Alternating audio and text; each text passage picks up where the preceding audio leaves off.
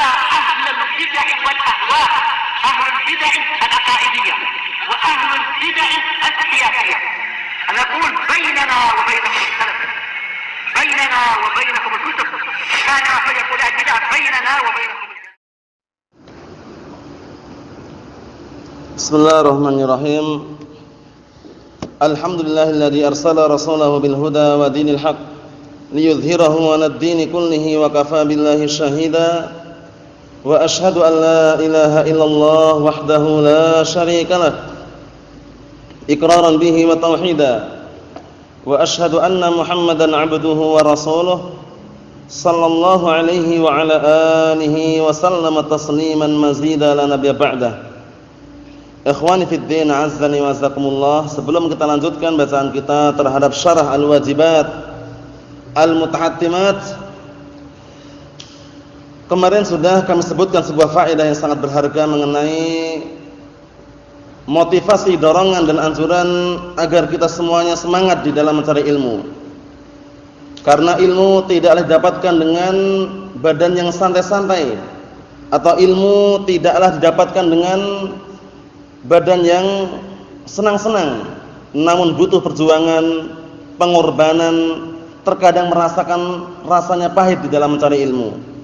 Karena ilmu dibutuhkan menghafal, ilmu dibutuhkan mengamalkan, ilmu dibutuhkan mendakwahkan, kemudian bersabar di atas dakwah tersebut. Bukan semata-mata ilmu sekali dengar langsung bisa, tidak, barakallahu fikum. Namun ilmu dicari dengan cara berjuang dan berkorban. Oleh karena itu Al-Imam Syu'bah bin Hajjaj Abu Bustam rahmatullah alaih, yang beliau digelari dengan Amirul Mukminin fil hadis, beliau digelari dengan Amirul Mukminin fil hadis, pemimpinnya kaum mukminin dalam masalah hadis, dalam masalah ilmu hadis. Beliau sampai mengatakan apa? Man talabal hadis aflas.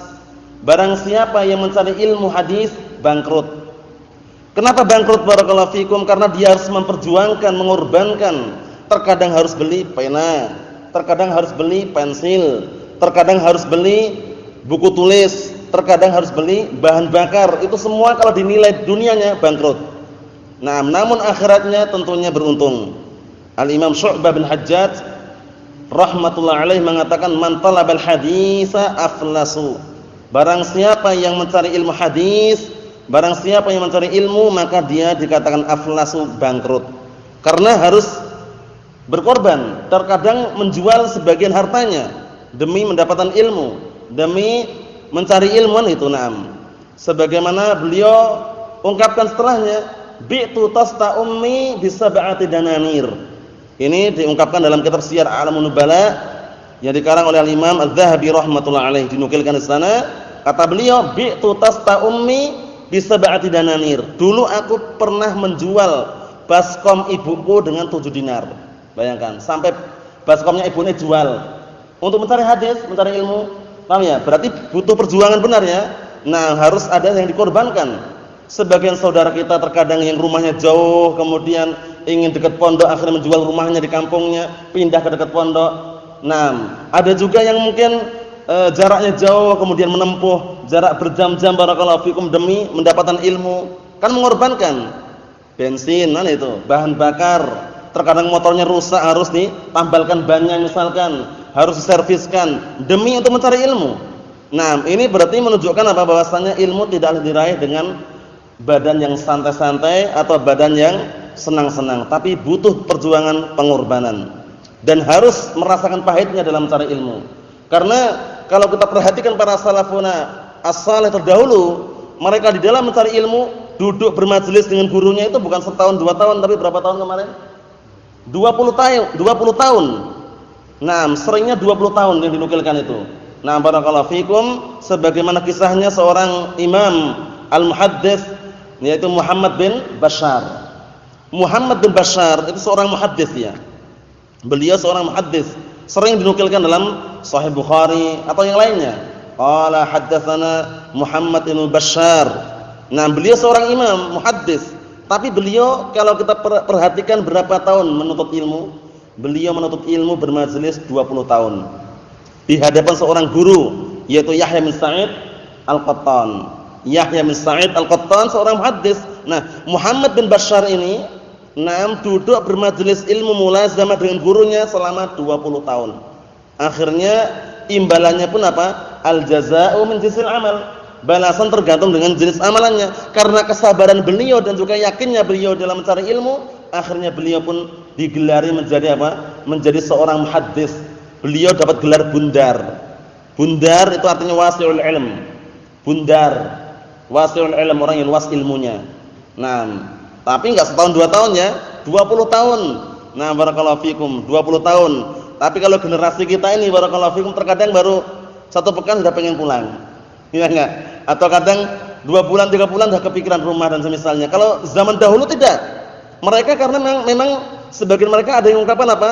Nah, barakallahu fikum, yang penting sanadnya tinggi, dapat sanad yang tinggi. Oleh karena itu diungkapkan salah seorang imam, yang paling aku cintai adalah baitun khali sanadun ali. Rumah kosong enggak masalah, tapi sanadnya tinggi. Rumah itu kosong enggak masalah itu, enggak maksudnya rumah enggak perlu kaya itu enggak masalah, yang penting sanadnya hadis itu tinggi. Paham ya? Karena dalam masalah ilmu mustalah hadis, itu kalau sanadnya semakin tinggi semakin bagus. Apa maksudnya ya? Sanadnya semakin tinggi semakin dekat jalurnya sampai kepada Rasulullah semakin bagus gitu loh. Nah, oleh karena itu sebagian mereka ada tanya, apa yang paling kau cintai? Yang paling aku cintai adalah baitun khali sanadun ali. Nah, baitun khali maksudnya rumah yang kosong tapi sanadnya yang penting tinggi. Nah, maksudnya itu enggak terlalu memerlukan apa yang di dalam rumah itu loh. Bukan berarti tidak tahu jawab, enggak. Maksudnya itu dia fokusnya tetap mengejar bagaimana caranya mendapatkan ilmu tersebut. Nah, bukan ambisinya untuk memenuhi apa yang ada dalam rumah. Itu sekedar ungkapan mengenai semangatnya para ulama terdahulu dalam mencari ilmu. Sebagian mereka ada yang rihlah sampai jauh sekali. Setelah dapat ilmu yang dicatat di bukunya tadi, sama orang yang iri ya, hasad gitu, diambil bukunya, dilempar ke sungai. Bukunya tadi, tapi orangnya santai aja, sudah dihafal semuanya. Paham ya? Jadi para ulama terdahulu itu hafalannya luar biasa, kuat. Jadi tidak bisa istilahnya kita misalkan istilahnya mau nandingi atau istilahnya mau lebih itu bisa dikatakan jauh. Paham ya? Contohnya dinukilkan juga yaitu barakallahu fikum salah seorang imam yaitu salafun saleh. Jadi mereka itu ketika bermajelis ilmu di hadapan para guru mereka, gurunya kan menyampaikan haddatsana qala haddatsana fulan qala haddatsana alan misalkan. Seperti itu kan. Nah, itu langsung sebagian orang menghafal. Sehingga ketika catatannya hilang pun dia sudah hafal. Jadi catatan terkadang fungsinya untuk mengikat saja. Mengikat apa? Mengikat faedah atau hadis yang dia dapatkan. Paham ya? Qayyidul ilma bil kitabah, ikatlah ilmu dengan tulisan. Akhirnya sebagaimana yang sudah kami sebutkan tadi, ada orang dengki, orang iri gitu loh. Orang ini kok pandai banget loh, kok bisa ya? Akhirnya bukunya tadi, catatan tadi diambil dilempar ke sungai. Dia enggak nangis dia. Paham ya? Yang dilempar santai saja karena hafal semua. Ternyata sudah dihafal semuanya ternyata. Jadi dia santai. Nah, barakallahu fikum, dalam artian barakallahu fikum menunjukkan semangatnya para salafun salih terdahulu di dalam mencari ilmu. Duduknya sampai bertahun-tahun. Karena waktu itu Muhammad bin Bashar, itu imam yang kami sebutkan tadi, beliau sebenarnya mau pergi jauh, mencari ilmu jauh gitu, izin sama ibunya. Akhirnya ibunya melarangnya, jangan.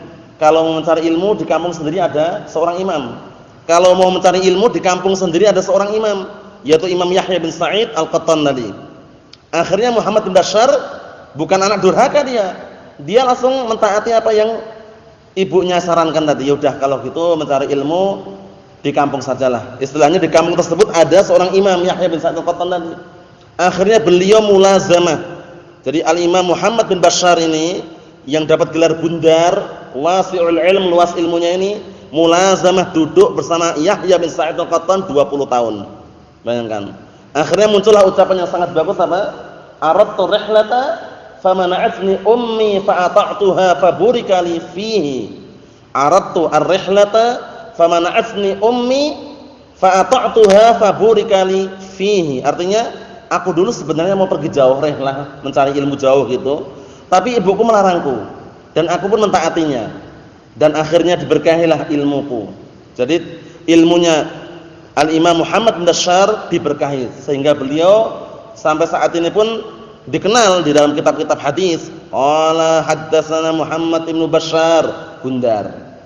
Paham ya? Gundar apa artinya tadi? Wasi'ul ilm, yang luas ilmunya. Ini sekedar cuplikan bahwasannya jangan sampai kita ini mencari ilmu dengan cara yang apa? Dengan cara yang inginnya enak saja. Inginnya sehari dua hari dapat semuanya, enggak bisa. Tanya, butuh perjuangan bertahun-tahun. Bahkan apa? Bahkan Imam Ahmad ditanya tentang ila mata natlubul ilm, sampai kapan kita mencari ilmu? Minal mahbarah ilal makbarah. Dimulai dari tinta yang dialirkan untuk mencatat ilmu itu sampai ke makbarah, sampai ke liang lahat, sampai apa? Meninggal dunia. Siap ya dir ya? Siap insyaallah ya? Siap ya? Nah, dari kecil sampai meninggal dunia nanti mencari ilmu. Nah, barakallahu fikum. Jadi maksudnya apa? Maksudnya itu semangatnya bukan main. Imam Ahmad bin Hanbal, tahu sendiri ya, termasuk salah satu imam mazhab yang 4 itu ya. Nah, beliau tanya ilmu mata, sampai kapan kita mencari ilmu? Nah, barakallahu fikum, minal mahbarah dan makbarah. Sampai tinta yang dialirkan yang untuk apa? Menulis mencatat itu sampai makbarah, sampai ke kuburan. Maksudnya sampai meninggal dunia. Karena ilmu itu, mencari ilmu adalah ibadah. Sedangkan ibadah Allah Taala berfirman apa? Wa'bud rabbaka hatta ya'tiyakal yaqin. Ibadahlah Rabbmu sampai datang kepadamu kematian. Al-yaqin di situ artinya adalah al-maut, kematian. Maksudnya, jadi butuh perjuangan, pengorbanan, dan harus dan pernah merasakan pahitnya dalam mencari ilmu. Karena mencari ilmu itu barakallahu fikum terkadang apalagi di pondok ya, di ma'had, di markis terkadang makannya terlambat misalkan, atau terkadang enggak ada makanan tapi masih adalah camilan. Paham ya? Jadi harus sabar gitu, dalam artian posisi seperti ini kan bisa dikatakan pahalanya besar sekali. Nah, kalau kita lihat sejarahnya para ulama terdahulu ada yang sampai 3 hari enggak makan. Nah, bukan berarti istilahnya dia langsung terus menyerah mencari ilmu, enggak. Paham ya? Kalau zaman sekarang bisa dikatakan jaranglah sampai 3 hari enggak makan itu. Paham ya? Bisa dikatakan setiap hari aja makannya mungkin lebih daripada 3 kali sama jajannya. Paham ya? Allahul musta'an. Yang jelas barakallahu fikum wa hafizakumullah. Naam, rasanya pahit dalam mencari ilmu itu naam mesti dan harus kita pernah merasakannya. Karena kalau tidak ya berarti belum. Sebagian pepatah kemarin sudah kami sebutkan ya. Naam, wa man lam yaduk murra ta'allumi sa'atan tajarra'a dhullal jahli tula hayatihi. Barang siapa yang dia belum pernah merasakan pahitnya dalam mencari ilmu, niscaya dia akan ditimpa dengan rendahnya kebodohan sampai akhir hayatnya atau sepanjang hidupnya. Barang siapa yang belum pernah merasakan pahitnya mencari ilmu, niscaya dia akan diuji dengan apa? Dengan rendahnya kebodohan, akan ditimpakan kerendahan kebodohan. Tulah hayatnya sepanjang hidupnya. Kemudian wa man fatahu ta'limu waqta syababi.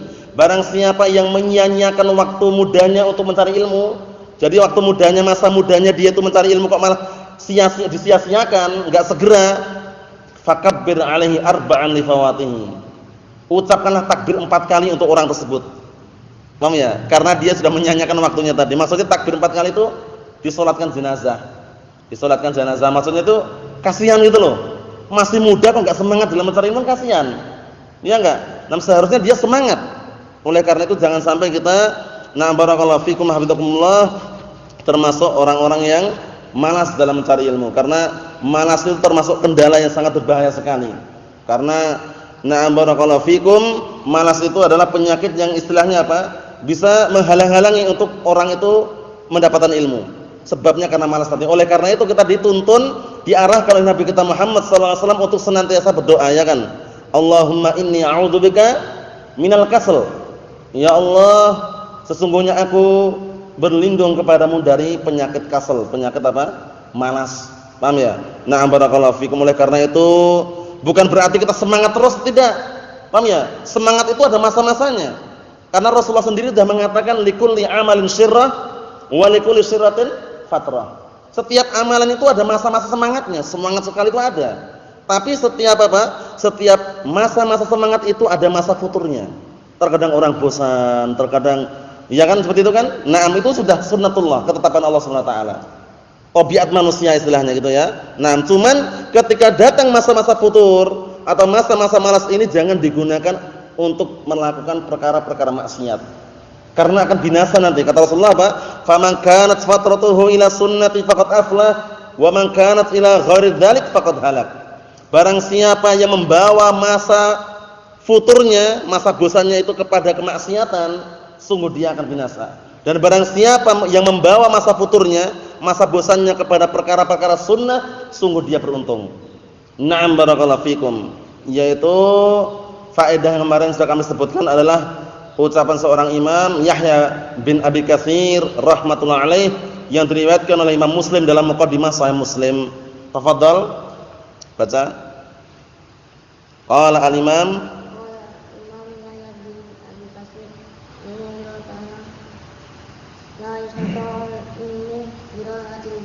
Naam ahsan. Barakallahu Muslim.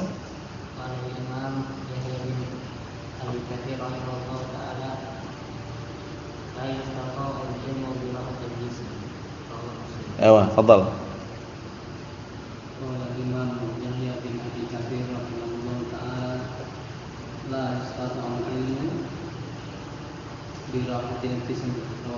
Ewa, naam, fadal.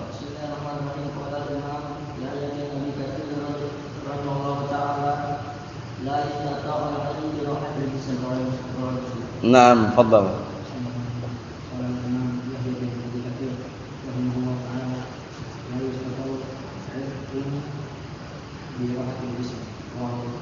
Na'am, tafadhal. Akhbar Muhammad. Imam Yahya bin Abi Katsir rahimahullah la yasta'u al-ilmu bi rahatil jism. Rawahu Muslim. Naam, ahsan, tafadhal. Tafadhal.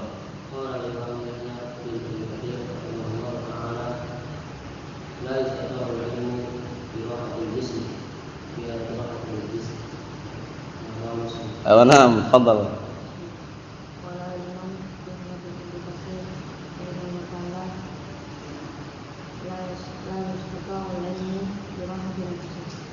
Apa? Imam Yahya bin Abi Katsir rahimahullah ta'ala la yastaqa'u al-ilmu bi rahatil jism. Naam barakallahu fikum, itu faedah yang kemarin sudah kami bacakan atau kami tuliskan kemarin barakallahu fikum atau sudah tuliskan oleh Naam sebagian ikhwah kemarin, yaitu asar dari salah seorang imam Yahya bin Abi Katsir yang diriwayatkan oleh Imam Muslim dalam muqaddimahnya. La yustata'ul ilmu bi rahatil jism. La yustata'ul ilmu bi rahatil jism. Ilmu itu tidak bisa didapatkan dengan badan yang santai-santai. Oleh karena itu butuh perjuangan, pengorbanan, kesabaran, keyakinan. Ingat dua kunci untuk mendapatkan ilmu.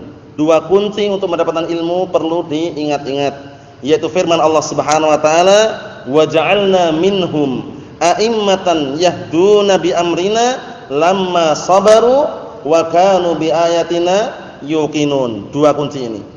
Dan kami jadikan mereka pemimpin-pemimpin dalam masalah agama, panutan dalam masalah agama, manakala mereka mau bersabar dan yakin terhadap ayat-ayat kami. Syekhul Islam berkata, menjelaskan atau istilahnya ngomentari atau istilahnya memberikan memberikan tafsiran atau memberikan penjelasan terhadap ayat tersebut, fa bisababis sabr wal yaqin tunalu imamatu fid din.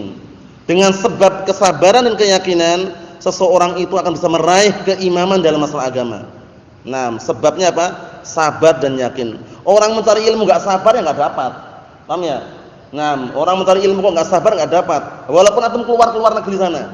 Walaupun antum ke Jamiah Islamiyah misalkan, walaupun antum ke Yaman sana, padha wae.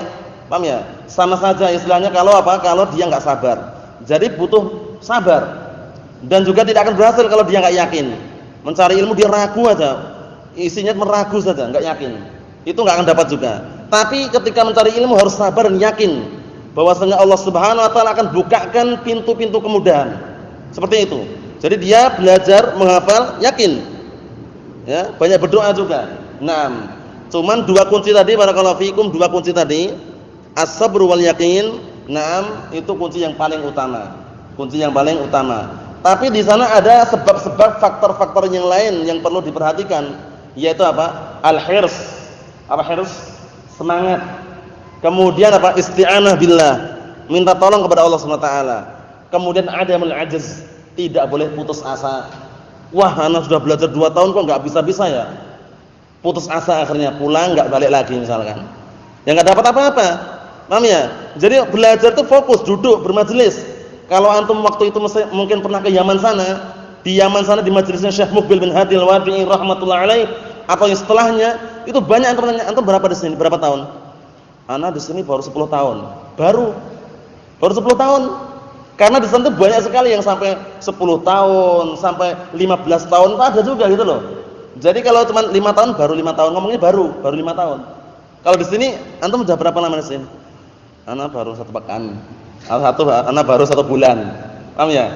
Nah, kalau di sana itu enggak, barakallahu fikum, dalam artian memang istilahnya apa ya, barakallahu fikum, termasuk faktor yang membuat orang itu berhasil adalah tulus zaman. Panjangnya waktu dalam mencari ilmu. Nah, panjangnya waktu dalam mencari ilmu. Sehingga kalau cuma sehari, 2 hari, sepekan, 2 pekan, sebulan, setahun, 2 tahun masih kurang. Jadi jangan sampai kita punya pikiran wah nanti kalau udah 5 tahun dah lulus. Di sini ini enggak ada lulus-lulusan.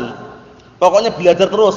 Nah, sampai benar-benar bisa, kemudian apa barakallahu fikum, diamalkan, setelah diamalkan didakwahkan. Nah, ketika berdakwah sabar. Karena mesti banyak apa? Ujian, cacian, makian, gunjingan. Terkadang dijuluki apa? Dituduh teroris, terkadang dituduh dengan Wahabi, paham ya? Terkadang dituduh dengan orang-orang yang ekstrim, paham ya? Kadang dituduh dengan orang-orang yang membawa ajaran baru. Sabar. Paham ya? Jangan dilawan dengan kekerasan. Kalau antum berdakwah di masyarakat ngomong celananya cingkrang kebanjiran, antum lawan dengan kekerasan, ya kelahi. Ujung-ujungnya kelahi. Tapi sabar saja sudah. Sabar. Kalau diajak misalkan punya jenggot ya kambing, assalamualaikum, udah.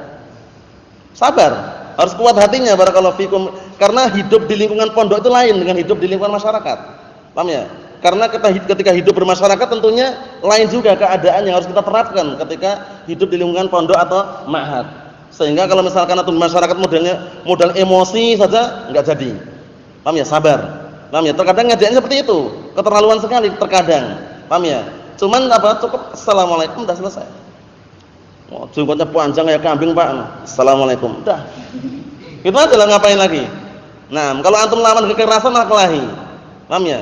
Jadi enggak benar ya. Jadi kita dalam berdakwah itu jangan sampai menggunakan kekerasan. Ingat pesan Rasulullah ketika mengutus 2 orang sahabat dakwah ke Yaman, yaitu Mu'adz bin Jabal dan Abu Musa al-Asy'ari. Rasulullah mengatakan basyira wa la tunafira. Yassira wa la tu'assira. Artinya apa? Berilah kabar gembira pada masyarakat, kepada orang-orang sekitar situ, dan jangan membuat mereka lari. Kemudian yassira wa la tu'assira. Permudahlah mereka dan jangan membuat mereka itu sulit. Maksudnya mudah di sini yaitu sesuatu yang sesuai dengan syariat, bukan bermudah-mudahan. Apa maksudnya ya? Na'am barakallahu fikum, Allahul musta'an. Kita lanjutkan bacaan kita sedikit lagi barakallahu fikum terhadap kitab Syarh Al-Wajibat Al-Mutahattimat, halaman yang ke-101 itu ya. Benar. Naam, halaman yang ke-101. Yang mana? Yang Asyirkul Akbar itu. Naam. Qala al-mu'allifu asbahullah fa fima taqaddama tasydidun 'azimun li amri syirki. Maka pada perkara yang sudah kita lewati adanya tasydid, yaitu ancaman yang sangat besar terhadap perkara syirik ini. Wa taghlid sya'nihi, dan juga perkaranya itu besar. Jadi perkara syirik itu bukan perkara sembarangan. Perkara syirik itu bukan perkara sembarangan, bisa menghancurkan semua amalan kalau syiriknya akbar. Tapi kalau syiriknya asghar menghancurkan amalan yang terkenai kesyirikan itu saja. Wa tahdhirun man fa'alahu wa tahdhiru man fa'alahu, dan terkandung juga apa? Peringatan terhadap orang yang melakukan kesyirikan. Sudah kita lewati semua dalilnya ya. Orang yang melakukan kesyirikan apa ancamannya? Neraka. Innahu man yusyrik billah faqad harramallahu 'alaihil jannah wa ma'wahu an-nar wa ma lidh-dhalimin min ansar. Artinya sesungguhnya barang siapa yang berbuat syirik kepada Allah Subhanahu wa taala, sungguh Allah Taala haramkan bagi dia apa? Surga. Dan tempat kembalinya apa? Neraka. Dan bagi mereka tidak ada penolong sedikit pun. Ngeri sekali. Hati-hati dengan kesyirikan. Kita lihat di sini, fa jami'udz dzunubi allati duna syirki tahtal masyiah liman mata wa lam yatub minha. Semua dosa-dosa yang di bawah kesyirikan, di bawah syirik akbar ini, masih di bawah kehendak Allah Subhanahu wa taala. Naam. Liman mata wa lam yatub minha, bagi orang yang meninggal dunia dalam keadaan belum sempat taubat. Ini pelaku dosa besar. Jadi pelaku dosa besar selain kesyirikan itu masih mendapatkan apa? Masih bisa mendapatkan na'am masyiah. Itu masih diberikan kehendak oleh Allah Subhanahu wa taala untuk diazab atau untuk diselamatkan. Jadi pelaku dosa besar itu enggak kafir. Pelaku dosa besar itu apa? Dia masih mukmin, cuman berkurang keimanannya. Nanti di akhiratnya bagaimana? Tahta masyiatillah. Di akhiratnya tergantung dengan kehendak Allah Subhanahu wa taala. Insya'a 'adzabahu wa insya'a ghafara lahu. Itu pendapat Ahlus Sunnah ya. Jadi pelaku dosa besar di akhirat nanti tergantung dengan kehendak Allah Subhanahu wa taala. Jika Allah taala menghendaki mengampuni, mengampuni. Langsung masuk surga. Dan jika Allah taala menghendaki mengazab, orang itu akan diazab sesuai dengan kadar dosanya. Tapi ujung-ujungnya kemana? Surga juga. Jangan sampai seperti orang-orang Khawarij. Di sana ada kelompok Khawarij yang sangat berbahaya sekali. Kelompok Khawarij mengatakan pelaku dosa besar kafir. Di dunianya kafir. Di akhirat bagaimana? Di akhirat kekal dalam api neraka. Enggak dapat syafaat? Enggak ada syafaat katanya. Orang-orang apa? Orang-orang Khawarij. Jadi orang Khawarij dan Mu'tazilah, dua kelompok ini perhatikan. Khawarij dan Mu'tazilah, dua kelompok ini mereka sepakat pelaku dosa besar di akhiratnya kekal. Kekal di dalam apa? Neraka. Sepakat mereka. Tapi kesepakatan ini keliru, enggak benar. Paham ya? Kalau di dunianya berselisih. Di dunianya berselisih mengenai hukum pelaku dosa besar. Menurut Mu'tazilah ini kelompok sesat ya, yang dipelopori oleh seorang oknum yang sangat kurang ajar dan jahat sekali. Siapa itu? Siapa itu? Wasil bin Atha al-Mu'tazili. Jadi pencetus pemimpin Mu'tazilah itu Wasil bin Atha al-Mu'tazili. Jago bicara, pandai ngomong, kalau pidato enggak usah tanya sudah. Ngomongnya luar biasa, tapi tidak bisa mengucapkan huruf ra. Paham ya? Dinukilkan dalam sejarahnya itu, dalam biografinya itu, Wasil bin Atha al-Mu'tazili ini jago bicara, jago khutbah, kalau ngomong luar biasa, tapi tidak bisa mengucapkan huruf apa? Ra. Antum bisa enggak? Coba. Enggak bisa gitu kok. Ra ya. Kalau ini Wasil bin Atha enggak bisa. Oleh karena itu suatu ketika barakallahu fikum, suatu ketika Wasil bin Atha diperintahkan oleh seorang amir untuk mengucapkan apa? Mengucapkan burun. Burun itu semacam gandum ya, burun. Burun ada roknya enggak itu? Ada roknya, dia enggak mau dia. Akhirnya dia mencari kalimat lain yang maknanya sama. Qamhun katanya. Burun, qamhun. Paham ya? Jadi dia lari dari rok tadi. Lari dari rok biar apa? Biar selamat. Qamhun. Qamhun artinya juga seperti burun juga, semacam gandum juga. Akhirnya apa? Nah, pandai dan liciknya di situ, tapi dia pemimpin kelompok sesat tadi itu. Mu'tazilah mengatakan pelaku dosa besar di antara dua tempat, fi manzilah baina manzilatain. Fi manzilah baina manzilatain. Enggak mukmin, enggak kafir. Lah terus bagaimana? Ya pokoknya di antara dua tempat pokoknya. Kalau Khawarij terang-terangan. Kalau Khawarij mengatakan pelaku dosa besar kafir. Lah kenapa bisa? Karena pelaku dosa besar bagaikan bilangan 10. Bilangan 10 itu kalau dikurangi 1 tinggal berapa? 9, enggak dikatakan 10 lagi. Orang mukmin itu sekali berbuat dosa besar kafir, enggak mukmin lagi kata mereka ya. Kata orang-orang Khawarij ini. Ini bisa dilihat. Nah, barakallahu fikum hafizakumullah, pembahasan seperti ini di antaranya yang paling mudah dicari At-Tanbihatus Saniyah itu terhadap syarah Aqidah Wasithiyah. Nah, jadi beliau barakallahu fikum atau kitab Tanbihatus Saniyah itu syarah terhadap Aqidah Wasithiyah. Nah, bagus sekali itu ya. Kemudian pencetus Khawarij siapa? Dzul Khuwaisirah At-Tamimi. Ini juga seorang oknum jahat, lancang mulutnya di hadapan Rasulullah, berani mengatakan i'dil ya Muhammad, bayangkan. Jadi Dzul Khuwaisirah ini, Dzul Khuwaisirah At-Tamimi ini, dia di hadapan Rasulullah ketika Rasulullah membagi sebagian harta, ada sebagian sahabat yang dikasih banyak, ada yang dikasih sedikit, ada yang tidak dikasih. Tujuan Rasulullah itu yang dikasih banyak tadi itu orang-orang yang baru masuk Islam itu loh. Ta'liful qulub, biar hatinya itu jinak dan tenang gitu loh. Biar senang gitu istilahnya ya. Tapi orang ini enggak paham ini. Dzul Khuwaisirah ini enggak paham, langsung tiba-tiba mengatakan, "I'dil ya Muhammad," katanya. Berbuat adillah engkau wahai Muhammad, bayangkan. Sudah enggak ngomong wahai Nabi itu enggak ada. Langsung adil ya Muhammad itu. Lancang enggak? Lancang ini, Dzul Khuwaisirah ini. Akhirnya Rasulullah sempat marah. Rasulullah marah, kemudian Rasulullah mengatakan, "Wa man ya'dil idza lam ya'dilillahu wa rasuluh?" Siapa yang akan berbuat adil kalau Allah bukan Allah dan Rasulnya? Umar bin Khattab di situ tahu sendiri, Umar bin Khattab Al-Faruq itu kalau mendengar kira-kira yang batil-batil itu semangat sekali, paham ya? Beliau langsung mengatakan, "Ya Rasulullah, da'ni an adriba 'unuqah." Wahai Rasulullah, biarkan aku penggal leher orang ini, katanya. Jadi Umar bin Khattab di situ posisinya ya. Rasulullah dibilang i'dil. Nah, ini kan rasanya cemburu juga istilahnya. Cemburu dalam artian kok berani-beraninya lancang di hadapan Rasulullah itu loh. Umar marah juga. Rasulullah masih sabar, bayangkan. Rasulullah sabar ketika Umar mengatakan, "Ya Rasulullah, da'ni an adriba 'unuqah." Ya Rasulullah, biarkan aku penggal leher orang ini. Maksudnya Dzul Khuwaisirah tadi, kata Rasulullah, jangan, biarkan." Rasulullah enggak ngomong, "Na'am," itu enggak, biarkan. Nanti akan lahir dari orang tersebut yang memiliki keturunan yang sama seperti modelnya seperti itu. Maksudnya pemberontak maksudnya. Paham ya? Oleh karena itu para ulama menyebutkan awwalu bid'atin dhaharat fil Islam bid'atul khawarij. Ini faedah ya. Jadi bid'ah pertama kali yang muncul dalam Islam adalah bid'atul khawarij. Bid'ah yang pertama kali muncul dalam Islam apa? Bid'atul khawarij, yaitu bid'ah yang muncul di zaman Rasulullah sallallahu alaihi wasallam yang dipelopori oleh siapa? Dzul Khuwaisirah At-Tamimi. Dzul Khuwaisirah At-Tamimi. Paham salah ya? Allahul musta'an, sallallahu salamatan afiyah. Ini sekedar cuplikan mengenai agar kita tidak keliru dalam menghukumi pelaku dosa besar. Penzina, pemabuk, penjudi, orang yang bunuh diri, kafir enggak? Hah? Kafir enggak? Nah terus? Kafir enggak? Lah terus? Masih mukmin enggak dia? Tapi ya berdosa jelas, teman. Apa ungkapannya tadi? Ungkapannya di mana Basan? Mukmin naqisul iman. Dia masih mukmin, cuman berkurang keimanannya itu loh. Jangan dikafirkan. Paham ya? Nah, jangan dikafirkan. Nah, ada orang misalkan mabuk kemudian dia muslim dia. Bapak ini kafir. Lah kenapa kafir?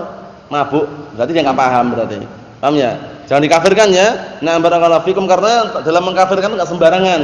Ada aturannya, ada juga penghalang-penghalangnya, ada juga syarat-syaratnya. Enggak boleh sembarangan. Na'amallahul musta'an.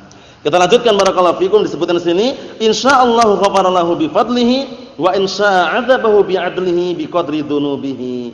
Jika Allah Taala menghendaki, Allah Taala akan mengampuni orang tersebut dengan apa? Dengan keutamaannya. Dan jika Allah Taala menghendaki, Allah Taala akan mengazab orang tersebut dengan keadilannya sesuai dengan kadar dosanya. Jadi ingat-ingat ya, pelaku dosa besar di akhirat nanti tidak kekal dalam api neraka. Tergantung dengan kehendak Allah Subhanahu wa taala. Jika Allah Taala menghendaki mengadab, akan mengadabnya sesuai dengan kadar dosanya. Ujung-ujungnya kemana? Dimasukkan surga. Jika Allah Taala menghendaki mengampuni, diampuni sejak awal, langsung diampuni, masuk surga langsung. Paham ya? Nah, berarti pelaku dosa besar itu kan ujung-ujungnya kan ke surga. Berarti enak ya? Ke surga enggak enak? Ya pengennya gitu. Kita semuanya bukan berarti langsung seperti sebagian orang awam ya, yang jauh dari ilmu. Kita ini walaupun kayak gini sering melakukan dosa besar, tapi ujung-ujungnya ke surga juga kok. Dia baru ikut ngaji sekali. Ya, ikut ngaji sekali pas pembahasannya masalah itu loh. Orang awam ini, menurut ahlu sunnah itu pelaku dosa besar nggak kekal di neraka. Lah terus ujung-ujungnya ke surga.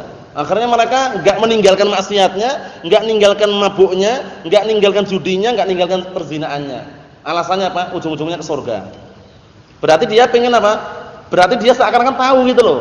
Padahal itu kan tergantung kehendak Allah Taala. Lah kalau dia dapat adabnya bagaimana? Bayangkan. Paham ya? Ngeri kan? Ngeri. Oleh karena itu kita semuanya berupaya semaksimal mungkin mencari surga itu jangan minta diadabnya, tapi upayakan mencari yang langsung masuk surga. Paham ya? Karena ada amalan-amalan yang bisa apa? Membuat orang langsung masuk surga tanpa hisab, tanpa adab. Iya enggak? Nah, apa saja? Amalan-amalan yang membuat orang itu langsung masuk surga tanpa dihisab, tanpa diadab.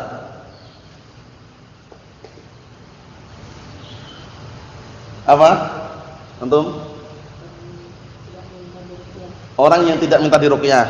Terus? Orang yang tidak bertatoyur, tidak menentukan nasib dengan burung atau yang semisalnya. Terus?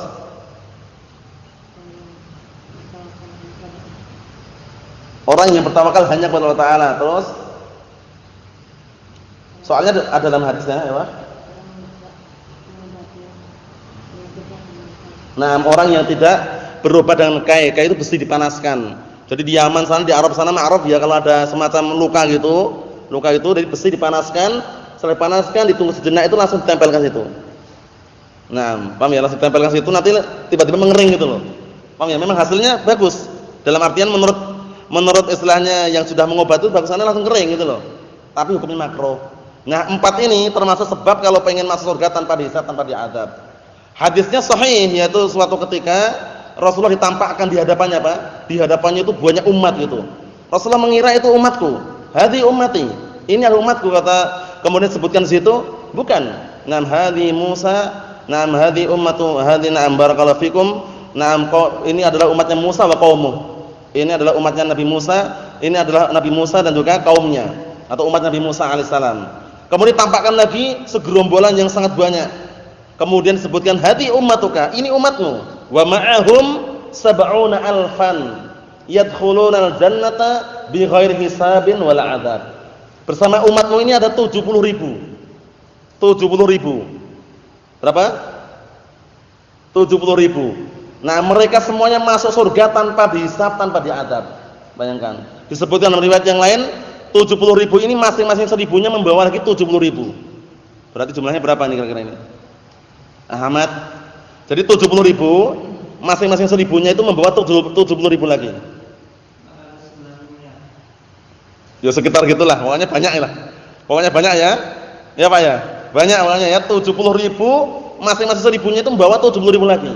Itu semuanya yang dimasukkan dalam 70.000 tersebut masuk surga tanpa dihisab, tanpa diadab. Enak enggak? Enak, tapi syaratnya perhatikan. Pertama, humul ladina. Nah, sebelum Rasulullah menjawab, para sahabat bincang-bincang, jangan-jangan mereka itu para sahabat. Jangan-jangan mereka itu orang-orang yang dilahirkan dalam keadaan Islam.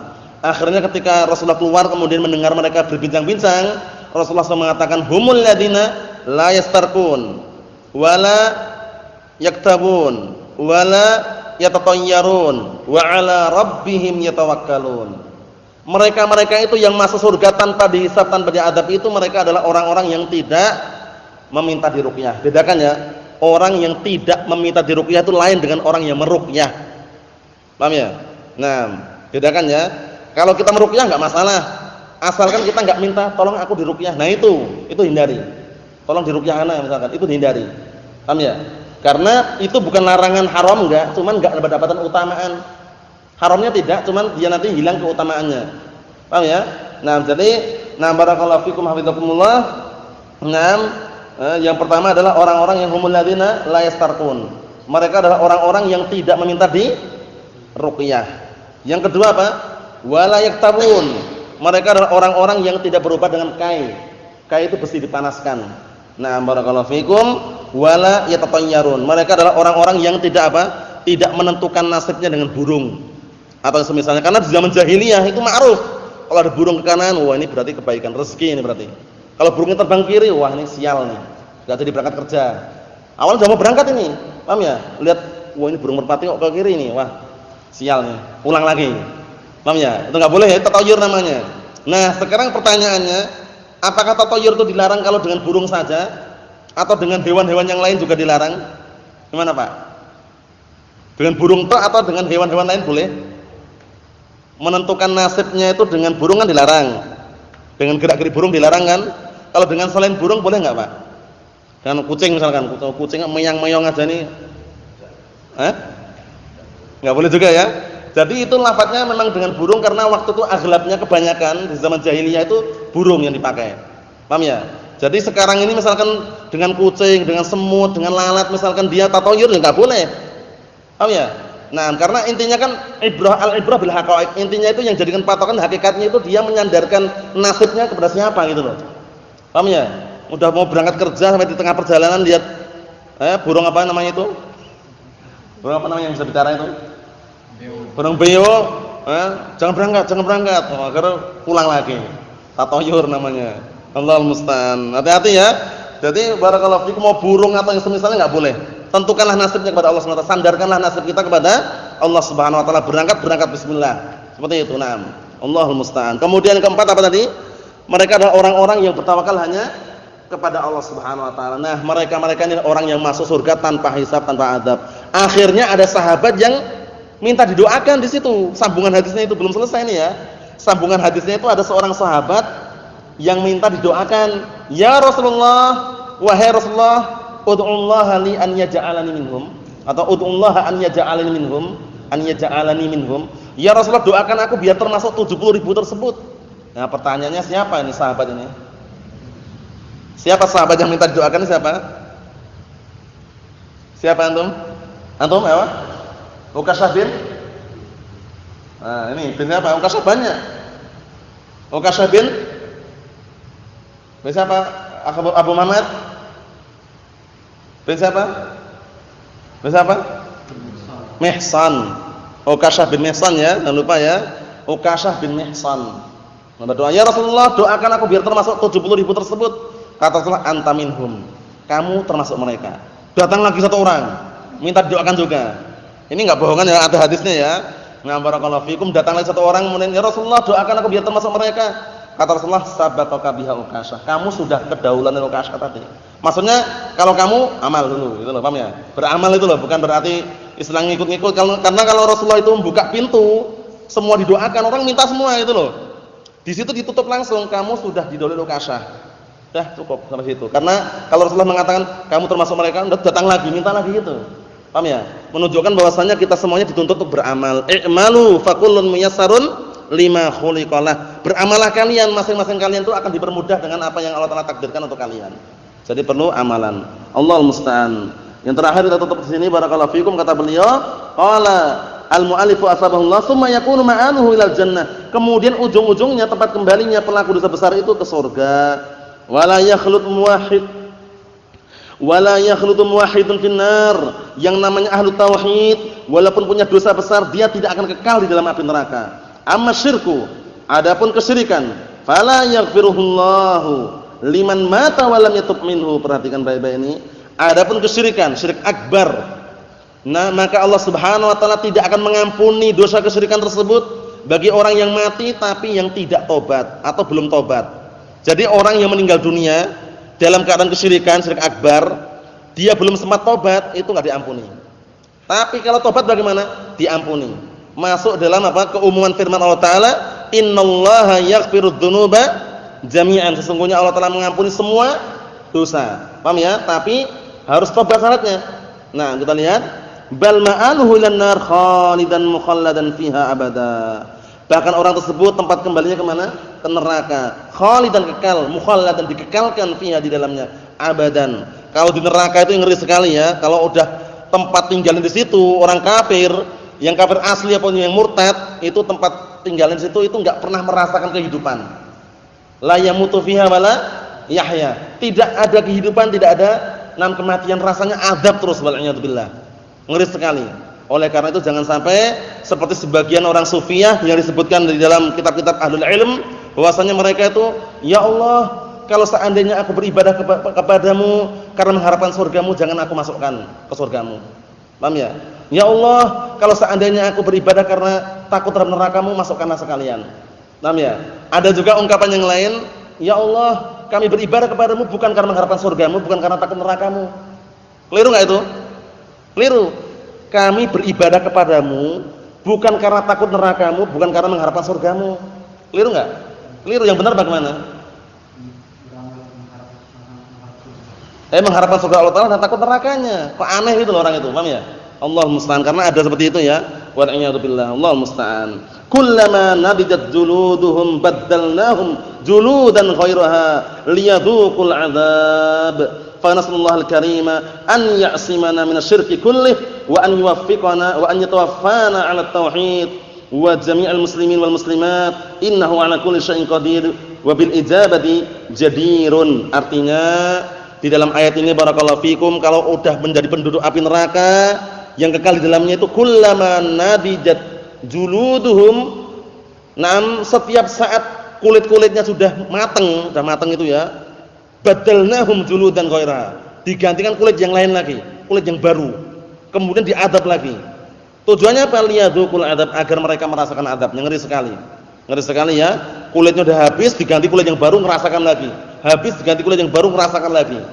Seperti itu, Allahul musta'an. Kata beliau, kita meminta kepada Allah Subhanahu wa taala, Zat yang Maha Mulia, agar menjaga kita semuanya dari kesyirikan seluruhnya, syirik akbar atau syirik asghar, dan semoga Allah taala mewafatkan kita semuanya di atas tauhid, dan seluruh atau segenap kaum muslimin dan muslimat agar diwafatkan di atas tauhid, karena sesungguhnya Allah Subhanahu wa taala adalah Zat yang Maha mampu terhadap segala sesuatu, dan Allah Subhanahu wa taala adalah Zat yang Maha mengabulkan doa-doa. Jadirun itu maksudnya adalah layak atau pantas. Jadi Allah Subhanahu wa taala yang hanya apa yang layak dan pantas untuk mengabulkan doa-doa, semua doa.